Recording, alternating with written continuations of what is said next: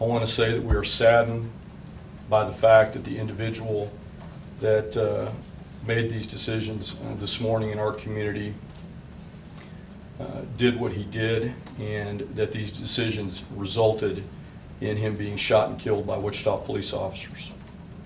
Our thoughts go out to the friends and the family of this suspect, as well as the officers and their families that were involved in this tragic event, as well as the neighbors and witnesses.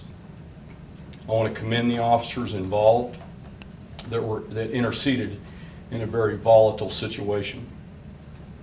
At approximately 4:50 this morning, officers responded to what was reported as a drive-by shooting in the area of Mount Carmel and West Douglas. When the officers arrived, they had no identifiable suspect at that time. The officers took the case as it was reported that somebody had driven by, fired a shot or shots, and they cleared the scene. We have since learned that the suspect involved in the incident involving the Wichita police officers this morning was in fact involved in the incident that occurred around 4:50 this morning that was reported as a drive-by. At approximately 6:39 this morning, 911 dispatchers started receiving calls that there was an individual walking in the neighborhood firing a handgun.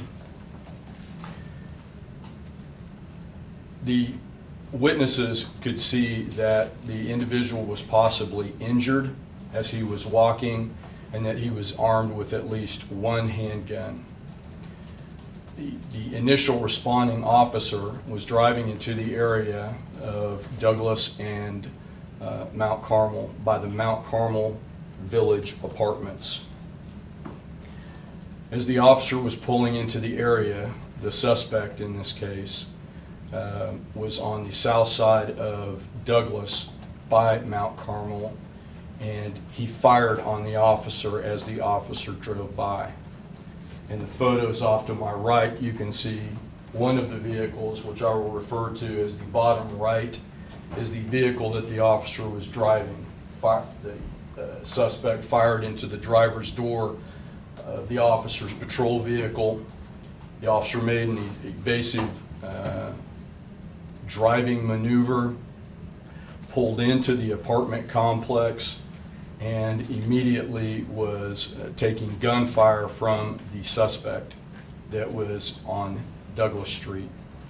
The officer got on his radio, requested assistance from additional officers, and exited his vehicle and took cover.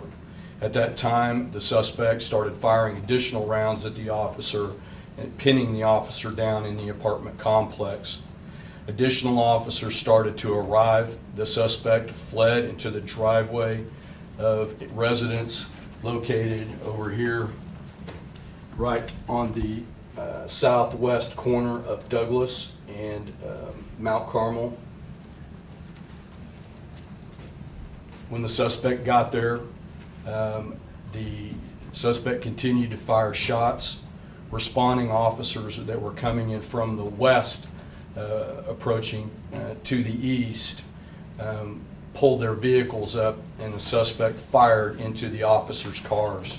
I'll refer you to the photographs that are up in the upper left, lower left, and upper right.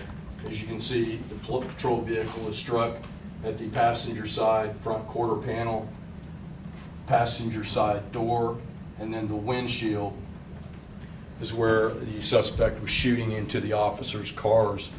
The officers exited their cars while they were parked out on the street and engaged the individual as he was in front of one of the residences. Unfortunately, the officers at that time, the suspect continued to fire and he was shot and killed. This incident has been recorded on video.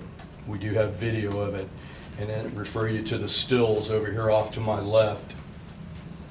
In the stills you can see the suspect at one point is walking, and he has what we later identified were two handguns.